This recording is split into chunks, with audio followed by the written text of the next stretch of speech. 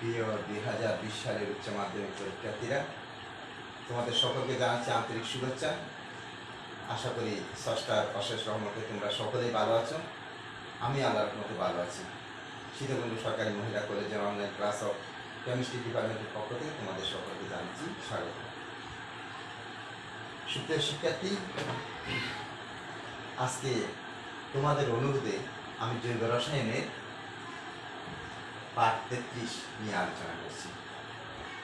সেখানে আছে গ্লিসারিন ও ফেনলের প্রস্তুতি এবং শনাক্তকরণ প্রক্রিয়া, অর্থাৎ লেসন 33-তে যে বিষয়ের উপর আলোচনা হচ্ছে সেগুলো হচ্ছে গ্লিসারিন আর ফেনলের প্রস্তুতি এবং শনাক্তকরণ প্রক্রিয়া। প্রথমে আমি গ্লিসারিন সম্পর্কে বলি। আসলে গ্লিসারিন হচ্ছে যে একটা ডাইহাইড্রিক অ্যালকোহল, যেখানে হাইড্রোক্সিমূলক আছে 3টি। এই গ্লিসারিনটা আসলে একটা বর্ণহীন তরল পদার্থ।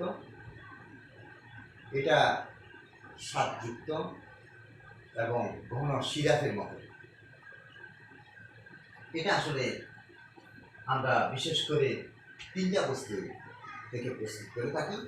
একটা হচ্ছে সুক্রোজ থেকে প্রস্তুত করা যায়। সুক্রোজ মানে চিনি থেকে প্রস্তুত করা যায়। আরেকটা হচ্ছে তৈল বা চর্বি থেকে তৈরি করা হয়, তৈল বা চর্বি থেকে তৈরি করা যায়। আরেকটা হচ্ছে প্রোটিন থেকে তৈরি করা যায়, প্রোটিন যৌগ থেকে তৈরি করা যায়। সুপ্রিয় শিক্ষার্থী, সুক্রোজ থেকে ফার্মেন্টেশন পদ্ধতিতে সাধারণত আমরা গ্লিসারিন প্রস্তুত করে থাকি। তৈল বা চর্বি থেকে সাবানায়ন পদ্ধতিতে আমরা গ্লিসারিন প্রস্তুত করে থাকি। আবার প্রোটিন যৌগ থেকে বিশেষ করে ক্লোরিনেশন করার পর সেখানে যখন ক্ষারীয় করা হয় তখন সেখান থেকে আমরা গ্লিসারিন প্রস্তুত করতে পারি।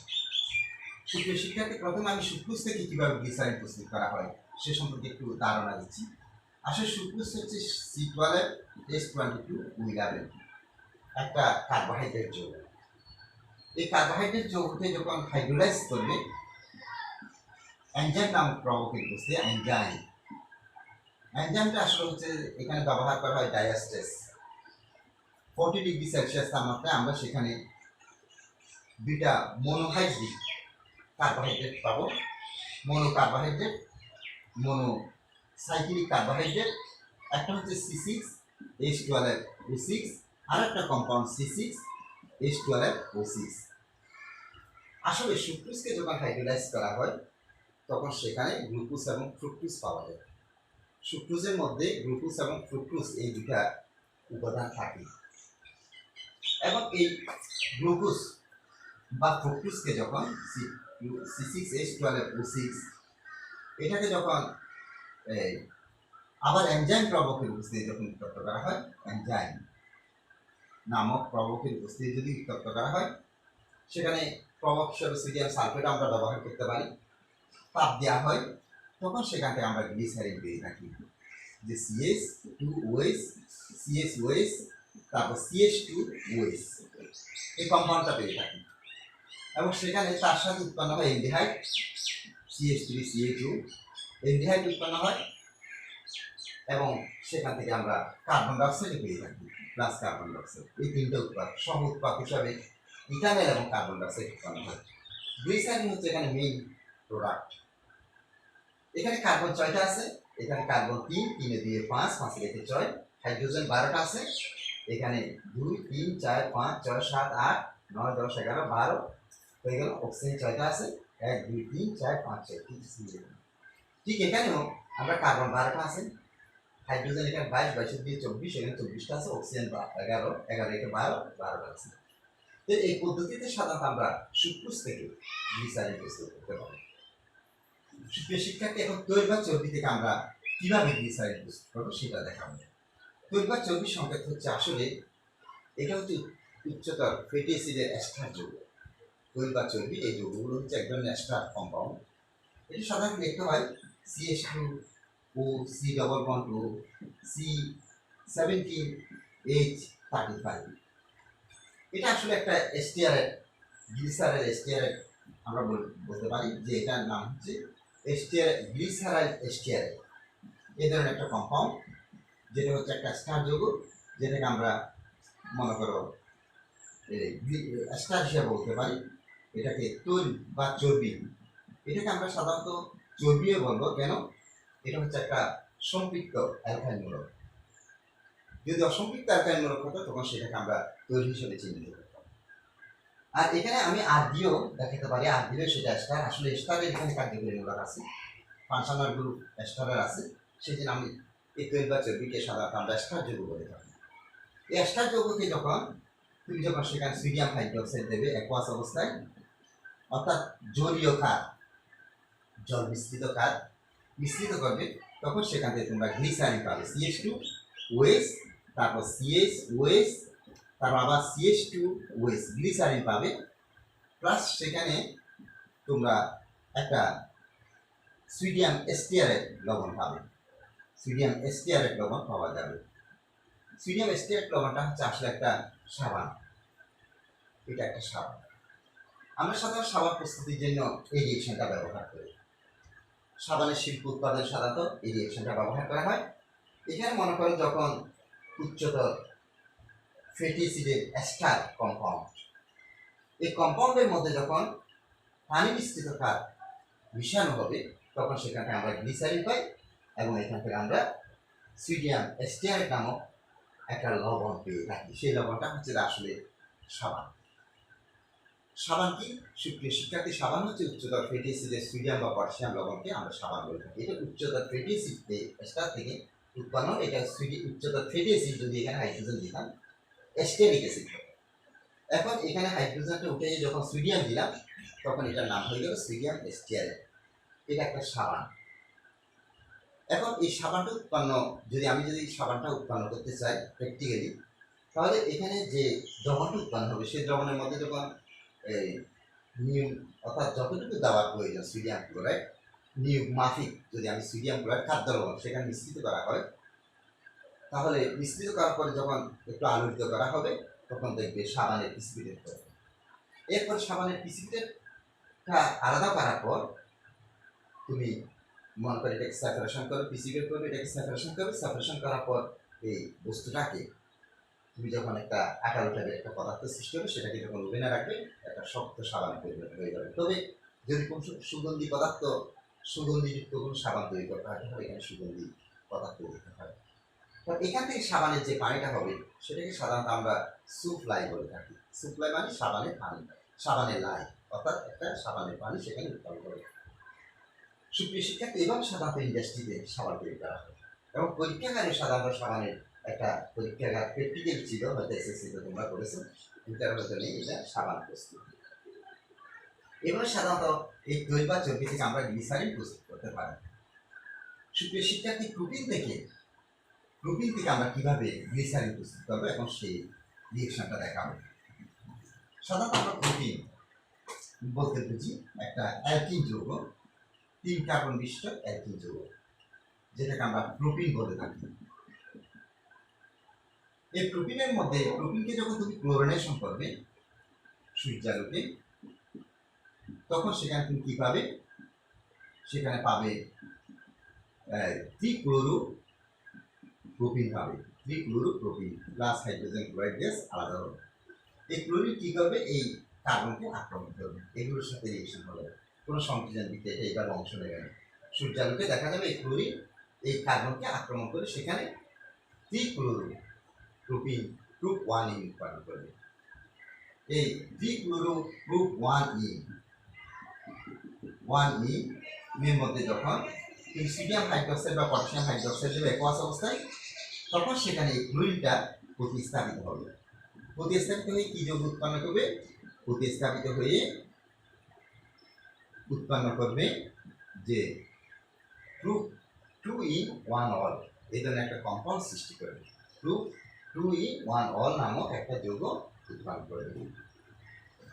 এবং এই যৌগের মধ্যে যদি আমি হাইপোক্লোরাস অ্যাসিড দিই, এই যৌগটার মধ্যে যদি হাইপোক্লোরাস অ্যাসিড দেওয়া হয়, OH CH double bond CH2, সেখানে যে হাইপোক্লোরাস অ্যাসিড মিশ্রিত করা হয়, তখন সেখানে এই ক্লোরাস অ্যাসিড, অর্থাৎ এখানে ক্লোরিন যেটা আছে সেটা ঋণাত্মক চার্জযুক্ত হিসেবে থাকবে, এটা পজিটিভ চার্জযুক্ত হিসেবে কাজ করবে। তখন এই মূলকটা সেখানে কম্পাউন্ডটা সৃষ্টি হবে। এই ক্লোরিনটা যেটা ঋণাত্মক চার্জযুক্ত সেটা কিন্তু কম, কার্বন মিশ্রিত যৌগের মধ্যে যুক্ত হবে মার্কোনিফের রুল মোতাবেক। তাহলে সেখানে দেখা যাবে যে এই ধরনের একটা কম্পাউন্ড পাবো CH2 OH, আবার CH, এখানে Cl, single bond CH2 OH, এই ধরনের একটা কম্পাউন্ড পাবো। এরপর এই কম্পাউন্ডের মধ্যে এই কম্পাউন্ডটা আমি এখানে লিখবো। এই কম্পাউন্ডের মধ্যে আবার যদি সোডিয়াম হাইড্রোক্সাইড অ্যাকোয়াস মিশ্রিত করা হয় তখন সেখানে একটা ট্রাইহাইড্রিক অ্যালকোহল আমরা পাবো, ট্রাইহাইড্রিক অ্যালকোহল। অর্থাৎ এই ক্লোরিনটা কি হবে, হাইড্রোক্সাইড দ্বারা প্রতিস্থাপিত হবে, হাইড্রোক্সাইড দ্বারা প্রতিস্থাপিত হবে, প্রতিস্থাপিত হয়ে সেখানে ট্রাইহাইড্রিক অ্যালকোহল উৎপন্ন করবে। প্লাস কি হবে, প্লাস সোডিয়াম ক্লোরাইড। সুপ্রিয় শিক্ষার্থী, এভাবে সাধারণত আমরা প্রোটিন থেকেও গ্লিসারিন প্রস্তুত করতে পারি। তাহলে এখানে যে গ্লিসারিনের 3টা প্রস্তুতি দেখালাম, এই 3টা প্রস্তুতি তোমরা একটু ভালো করে মনোযোগ দিয়ে দেখবে। অনেক সময় এগুলো উদ্দীপক হিসেবে এই প্রস্তুতিগুলো প্রিপারেশনগুলো আসতে পারে, যে বলতে পারে এটা অপর 2টি প্রস্তুতি ব্যাখ্যা করে। দেখো এখন গ্লিসারিন আমি শনাক্তকরণটা দেখাবো। গ্লিসারিন শনাক্তকরণ পরীক্ষা, শনাক্তকরণ পরীক্ষা। গ্লিসারিনকে সাধারণত আমরা কীভাবে শনাক্ত করবো? গ্লিসারিনের শনাক্তকরণ পরীক্ষাটা হচ্ছে যে আমরা যখন গ্লিসারিনে একটা নিরোধক পদার্থ দেবো তখন গ্লিসারিন থেকে পানিগুলো শোষণ করে নেবে, শোষণ করে তীব্র জাজার গন্ধযুক্ত রসুনের গন্ধ এক ধরনের, আয়োডেক্সের গন্ধ, অ্যাক্রিলিন নামক একটা পদার্থ সৃষ্টি হবে। এটা যদি সৃষ্টি হয় তখন মনে করবো সেখানে গ্লিসারিন আছে। অর্থাৎ আয়োডেক্সের গন্ধ, আয়োডেক্স মলমের গন্ধ যখন পাওয়া যাবে কিসে, গ্লিসারিনের মধ্যে কোনো একটা নিরোধক পদার্থ দেওয়ার পর, নিরোধক পদার্থ বলে আমরা পটাশিয়াম বাই সালফেটকে বলতে পারি, সোডিয়াম বাই সালফেটকে বলতে পারি, অথবা ফসফরাস পেন্টঅক্সাইডকে বলতে পারি, অথবা কনসেন্ট্রেশন অফ সালফিউরিক অ্যাসিডকে বলতে পারি। এই সমস্ত কম্পাউন্ডের মধ্যে কোনো একটা কম্পাউন্ড মিশ্রিত করার পর যখন তাপ দেবে তখন সেখানে এক ক্লোরিন উৎপন্ন হবে। অর্থাৎ CH2 double bond CH, CH2 double bond CH, single bond CH2, এই ধরনের একটা কম্পাউন্ড সৃষ্টি হবে। এখান থেকে একটা হাইড্রোজেন, এই হাইড্রোজেন মিলে এই অক্সিজেনের সাথে মিলে পানি উৎপন্ন হবে। আবার এখান থেকে ওএস, এখান থেকে একটা এস এর সাথে যুক্ত হয়ে পানি উৎপন্ন করবে। তাহলে সেখানে 2 মোল পানি উৎপন্ন হচ্ছে, 2 মোল পানি উৎপন্ন হবে। এটা আয়োডেক্সের গন্ধযুক্ত একটা পদার্থ যেটার নাম হচ্ছে অ্যাক্রিলিন। এই ধরনের পদার্থ সৃষ্টি হলে মনে করবো সেখানে গ্লিসারিন আছে। সুপ্রিয় শিক্ষার্থী, গ্লিসারিনের উপর তাহলে আমাদের কি কি প্রশ্ন শিখতে হবে? গ্লিসারিনের উপর শিখতে হবে যে গ্লিসারিনের প্রস্তুতি, গ্লিসারিন কি সেটা প্রথমে বলেছি যে গ্লিসারিন হচ্ছে একটা ট্রাইহাইড্রিক অ্যালকোহল। এটা বর্ণহীন একটা তরল পদার্থ, এটা ঘন সিরাপের মতো মিষ্টি স্বাদযুক্ত একটা পদার্থ। তারপর হচ্ছে যে এটা কিভাবে প্রস্তুত, কোন কোন পদার্থ থেকে প্রস্তুত করা হয় সেটা বললাম, সেগুলো একটু মনে রাখবে। একটা হচ্ছে যে গ্লিসারিনের শনাক্তকরণটা আমি দেখালাম কিভাবে গ্লিসারিন তুমি শনাক্ত করবে। সুপ্রিয় শিক্ষার্থী, এখন আমি ফেনলে যাব। ফেনল আসলে একটা অ্যাসিডীয় কম্পাউন্ড, অর্থাৎ এটা অ্যাসিড কেন অনেক সময় জানতে চাওয়া হতে পারে। ফেনল হচ্ছে যে অর্থাৎ অ্যারোমেটিক যৌগ, বিশেষ করে বেঞ্জিন থেকে একটা হাইড্রোজেন পরমাণু যখন হাইড্রোক্সিল মূলক দ্বারা প্রতিস্থাপিত হয়ে যে যৌগ সৃষ্টি করবে তাকে সাধারণত আমরা ফেনল বলে থাকি। ফেনলের অপর নাম হচ্ছে কার্বনিক অ্যাসিড, এটার অপর নাম হচ্ছে কার্বনিক অ্যাসিড। ফেনলকে সাধারণত শিল্প প্রতিষ্ঠানে প্রস্তুত করা এবং পরীক্ষাগারে প্রস্তুত করা যায়। এটা পরীক্ষাগার প্রস্তুতি হচ্ছে পরীক্ষাগার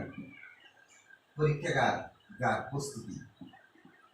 সাধারণত পরীক্ষাগারে ফেনল প্রস্তুত করা হয় এনিলিন থেকে, ফিনাইলেমিন থেকে। এটা একটা ফিনাইলেমিনের মধ্যে যখন সোডিয়াম নাইট্রাইট এবং হাইড্রোক্লোরিক অ্যাসিড দিয়ে যখন তাপ দেওয়া হয় 0 থেকে 5 ডিগ্রি সেন্টিগ্রেড তাপমাত্রা উত্তপ্ত করা হয় তখন সেখানে আমরা পাই বেনজিন ডাইজোনিয়াম ক্লোরাইড। পেয়ে থাকি এবং সেখানে প্লাস পানি উৎপন্ন হয় প্লাস সোডিয়াম ক্লোরাইড। তাহলে আমরা এই পদার্থগুলো সেখানে আমরা মেইন প্রোডাক্ট হচ্ছে এখানে বেনজিন ডাইজোনিয়াম সল্ট। এখন এই বেনজিন ডাইজোনিয়াম সল্টের মধ্যে যদি বেনজিন ডাইজোনিয়াম ক্লোরাইডের মধ্যে যদি সেখানে পানি মিশ্রিত করা হয়, তাপটা প্রায় 40 ডিগ্রি সেলসিয়াস তাপমাত্রা উত্তপ্ত করা হয় তখন সেখান থেকে আমরা ফেনল পেয়ে থাকি। সুপ্রিয় শিক্ষার্থী, ফেনল পাওয়া যায় এবং সেখানে প্লাস ফেনল হবে, এখানে ওয়েস আসবে আর একটা এস হাইড্রোক্লোরিনের সাথে যুক্ত হয়ে হাইড্রোক্লোরিক অ্যাসিড উৎপন্ন করবে বা হাইড্রোজেন ক্লোরাইড গ্যাস উৎপন্ন করবে প্লাস নাইট্রোজেন গ্যাস উৎপন্ন করবে। এই এই পদ্ধতিতে সাধারণত আমরা বিশেষ করে এনিল থেকে বেঞ্জিন ডাইজিনিয়াম ক্লোরাইড প্রস্তুতির মাধ্যমে আমরা সেটাকে যখন হাইড্রোলাইজ করি সেখান থেকে সুপ্রিয় শিক্ষার্থী আমরা ফেনল পেয়ে থাকি। এখন আমরা শিল্প উৎপাদন কিভাবে শিল্প উৎপাদন করা হয় ফেনলের সে সম্পর্কে একটু আইডিয়া দেবো। ফেনলের শিল্প উৎপাদন আমরা তিনটা পদ্ধতিতে করে থাকি। একটা পদ্ধতি হচ্ছে যে ডাও পদ্ধতি, আরেকটা হচ্ছে কিউমিন পদ্ধতি, আরেকটা হচ্ছে যে আলকাত্রা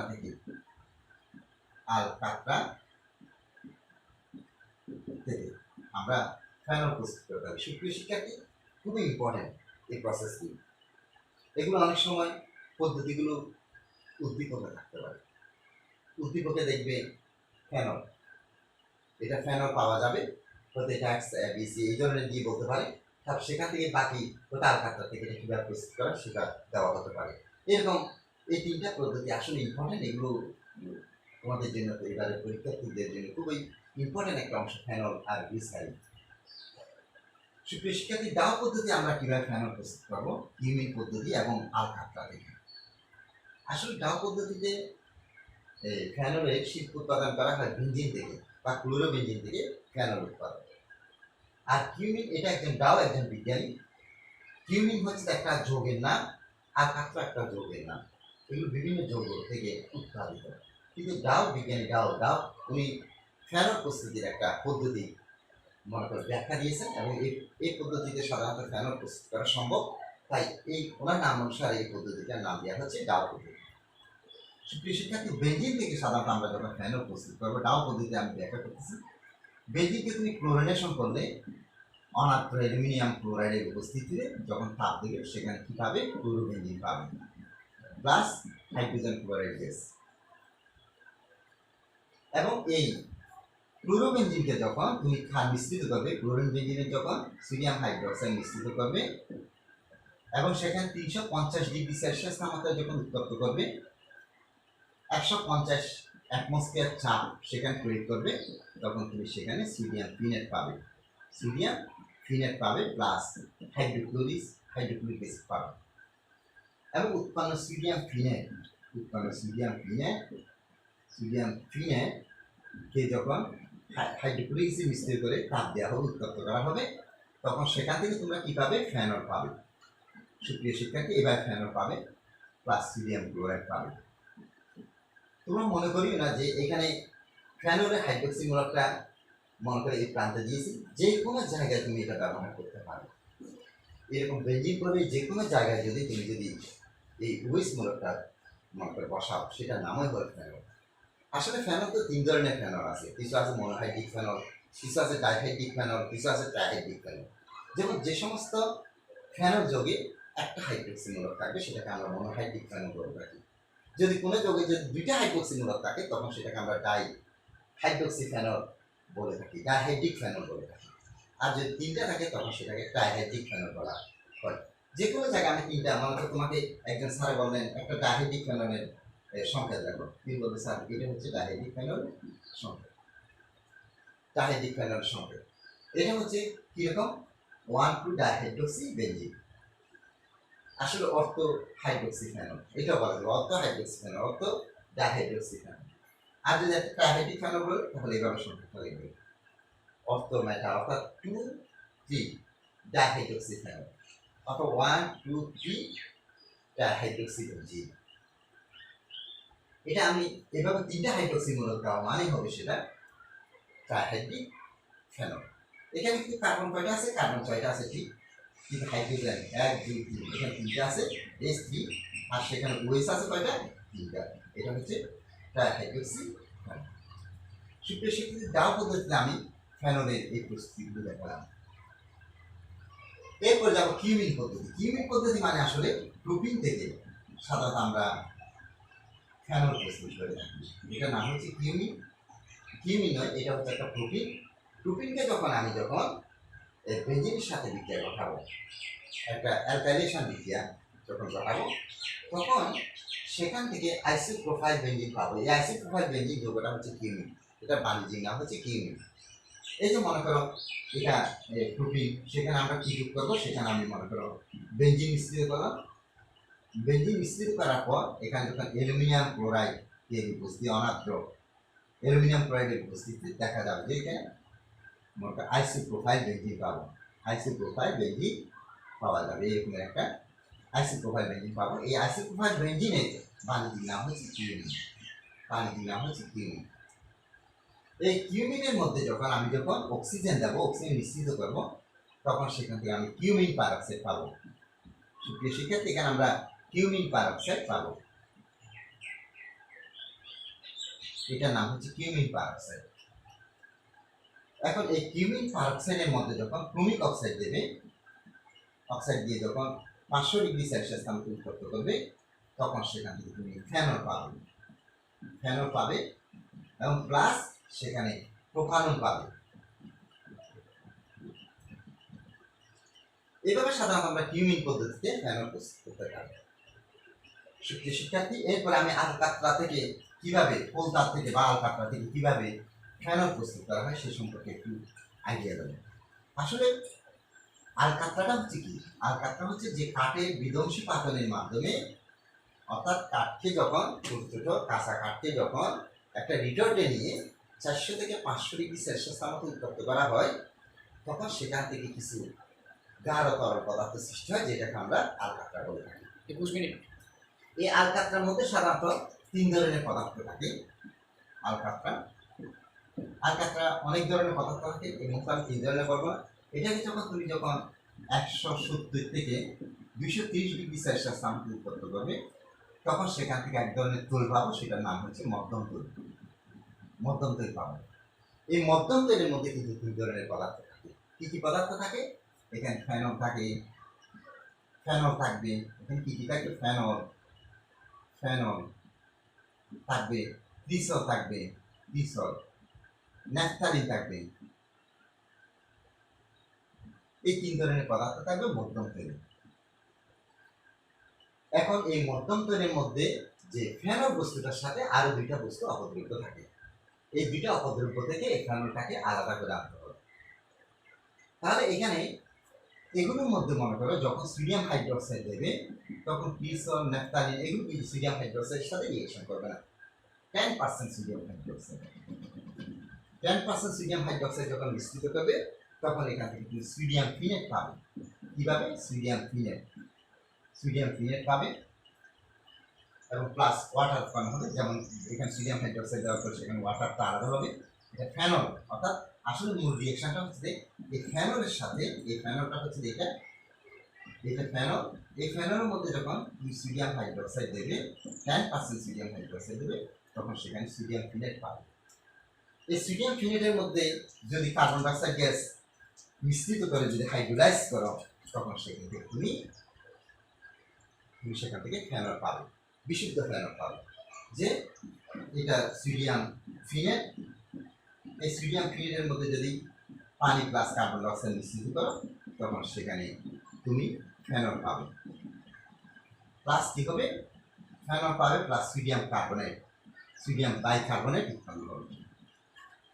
আর যে তুমি যদি এখানে সালফিউরিক অ্যাসিড দাও, তাও কিন্তু এই সোডিয়াম ফিনেটের মধ্যে যদি সালফিউরিক অ্যাসিড দিয়ে যদি একটু ঝাঁকাও, তাহলে দেখবে সেখান থেকে তুমি একটু সালফিউরিক অ্যাসিড মিশ্রিত করে একটু ঝাঁকাবে, ঝাঁকানোর পরে দেখবে কিছু ক্রিস্টাল সৃষ্টি হবে। সেই ক্রিস্টালটা হচ্ছে ফেনল।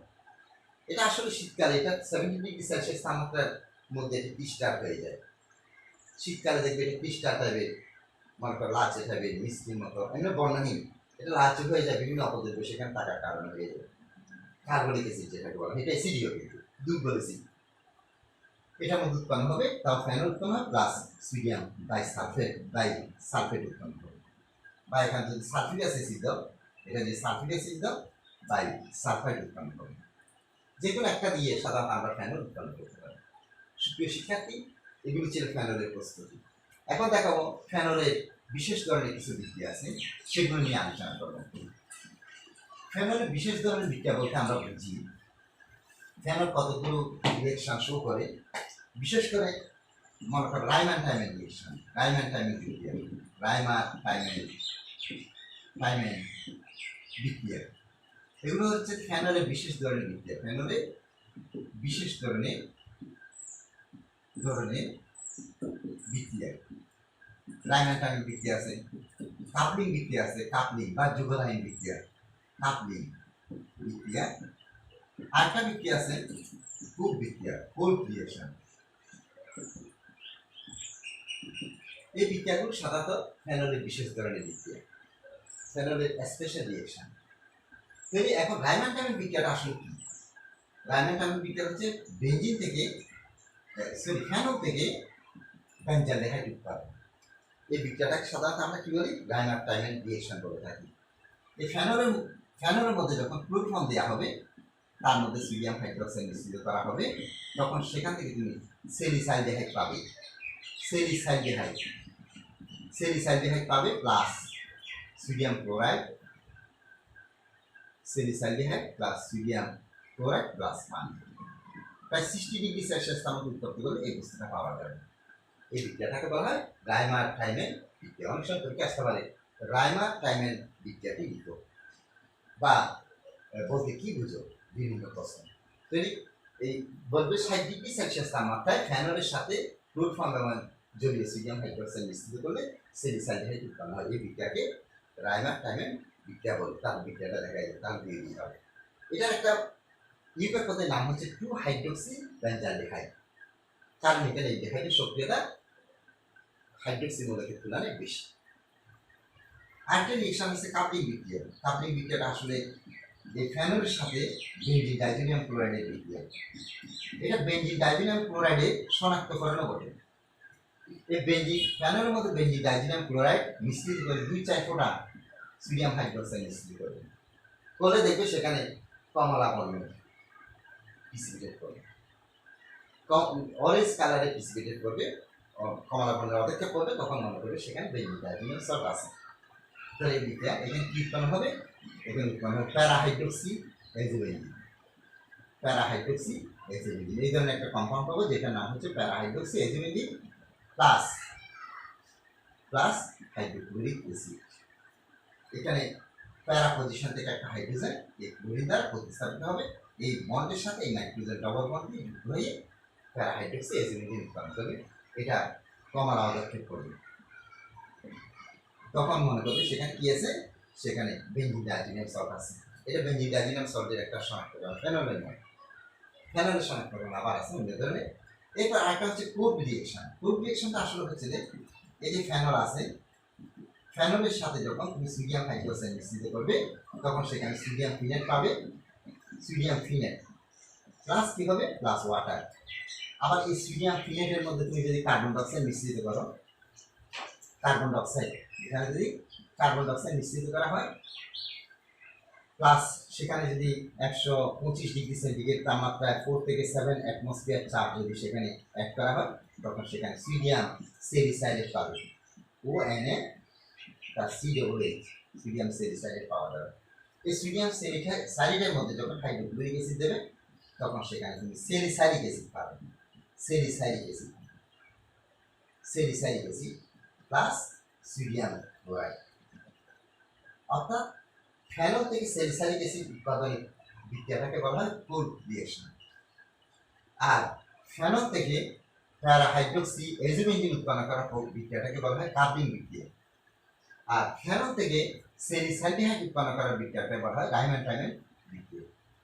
আবার এখান থেকে অ্যাসপ্রিন, জড় ব্যথানাশক ঔষধ অ্যাসপ্রিন তৈরি করা যায়।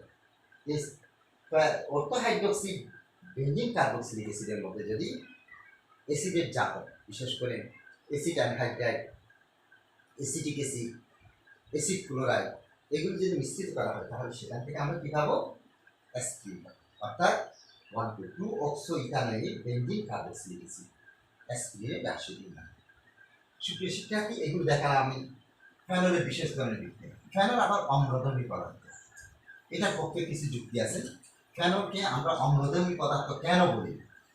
ফেনলকে অম্লধর্মী পদার্থ বলার কারণ হচ্ছে, আমরা তো জানি আসলে যেগুলো অ্যাসিড জাতীয় পদার্থ, তারা কিন্তু জলীয় দ্রবণে হাইড্রোজেন আয়ন উৎপন্ন করে, যে হাইড্রোজেন আয়ন লিটমাস কাঁচকে লাল করে।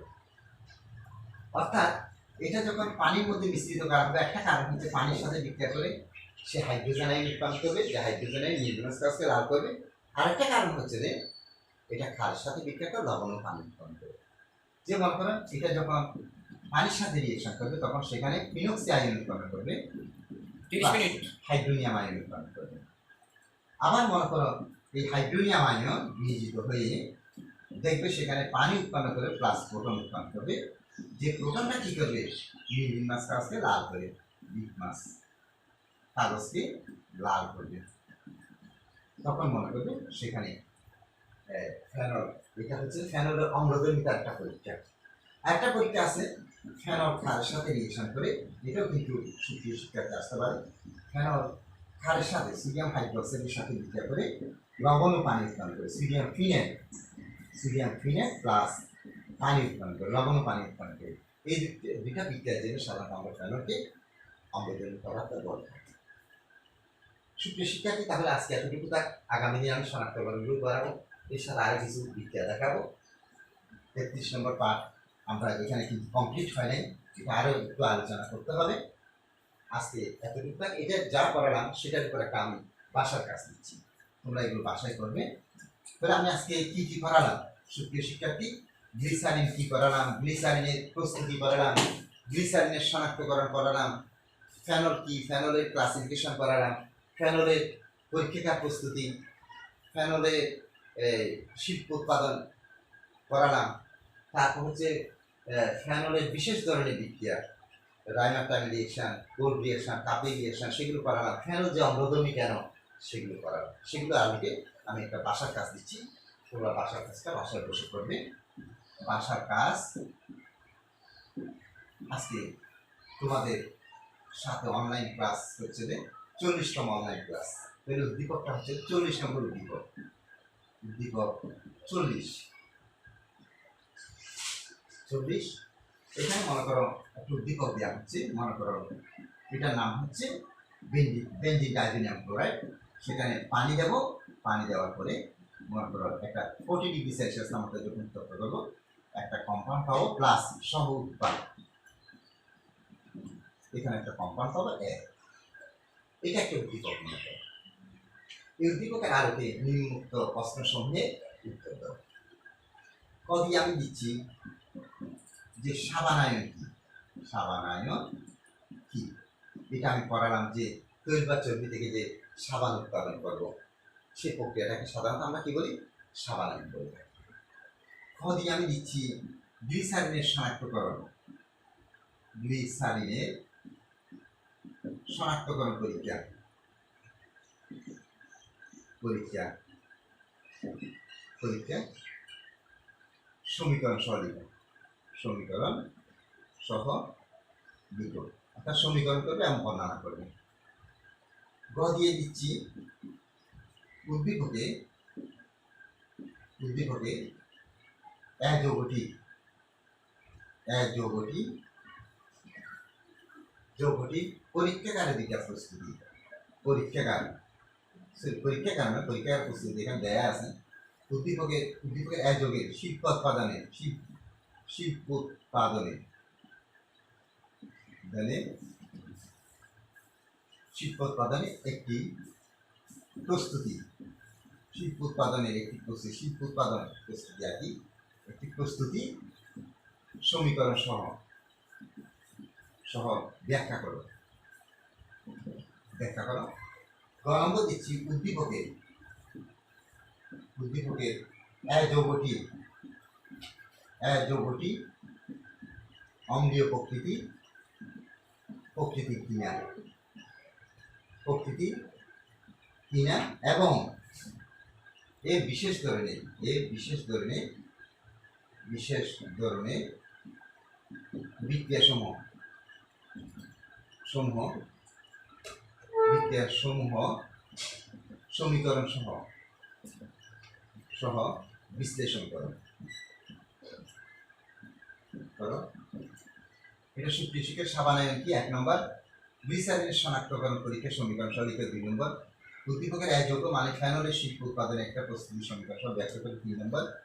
এখানে এক যৌগটা আসলে ফেনল, ফেনল যে অম্লধর্মী পদার্থ, তার পক্ষে যুক্তি দেখাবে যে জলীয় দ্রবণে হাইড্রোজেন আয়ন উৎপন্ন করে যা নিউক্লিয়াস কাজকে লাল করে, আবার ক্ষারের সাথে বিক্রিয়া করে লবণ ও পানি উৎপন্ন করে সেগুলো দেখাবে। আর বিশেষ ধরনের তিনটা বিক্রিয়া আছে, একটা হচ্ছে রাইমার-টার্মি রিঅ্যাকশন, একটা হচ্ছে কোল্ড রিঅ্যাকশন, আর একটা হচ্ছে কাপলিং রিঅ্যাকশন। এগুলোর সমীকরণ সহ বিশ্লেষণ করবেন। সুপ্রিয় শিক্ষার্থী, তাহলে আজকে এতটুকু থাক। তোমরা সবাই সুস্থ থাকো, ভালো থাকো এবং নিরাপদে থাকো এবং সরকার কর্তৃক নির্ধারিত স্বাস্থ্যবিধি মেনে চলো, এই আশাবাদ ব্যক্ত করছি। তোমাদের সকলকে আন্তরিক ধন্যবাদ। আল্লাহ হাফিজ।